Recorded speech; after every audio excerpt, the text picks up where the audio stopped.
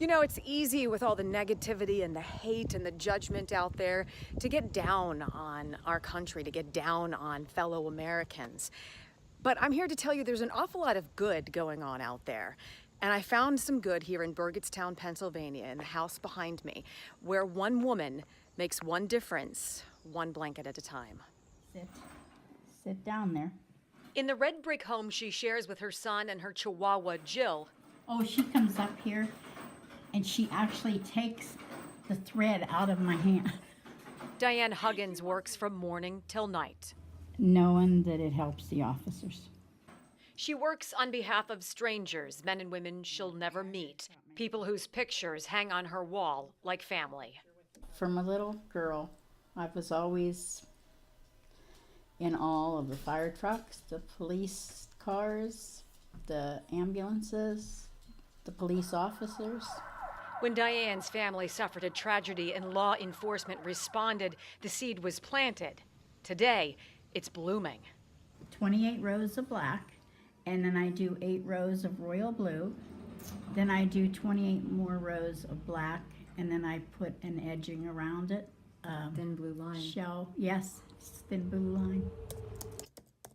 Diane started doing some research, and she was astonished to find how many first responders are injured in our country every day. She decided at that moment she was going to take charge and make a difference. They were trying to stop a woman, and he threw out a stop strip, and she swerved around it and ran over him at 90 miles an hour. Oh, he's so amazing. So amazing. I sent him a cover.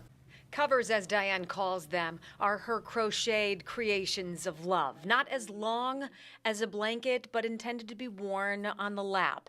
She sends them to anyone, anywhere in the United States who is a first responder who's been hurt on the job. A truck hit the back of him. Even police canines. Retired canine Tara. Diane calls her effort Covering the Blue. She started a website, started reaching out to fellow crocheters and knitters, asking for help. In 8 months, she's had more than 50 women sign up to volunteer. I can't wait to get a cover done and get it in the mail and sent to an officer. This one will be done tomorrow. These are people you'll never meet, people who will never meet you. Right. And that doesn't matter. No, because you know what's funny is when I hear from them, there's that bond. The bond is there whether you know them or not. I got this yesterday. And Diane hears from them. She's gotten letters from all across the country. Officers sent her pictures and patches and signed thank you notes. You pray for them. You know what happened to them.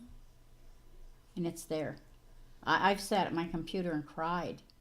Diane doesn't want to do this. She wishes, of course, that no law enforcement officers ever were injured on the job.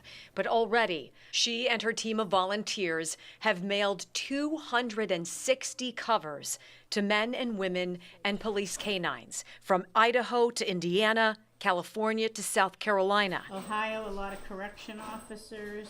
Diane knows her job will never be done. She'll never be caught up, but she'll never quit. She tells me something very simple about the directive she gives her volunteers, something to think about as they're knitting or crocheting their labor of love. The bottom part that you work on, that's the chaos in this world. When you get to the blue, that's our police officers protecting us. That's the thin blue line. And once you get past that blue, that's all of us, the good citizens, that they're protecting.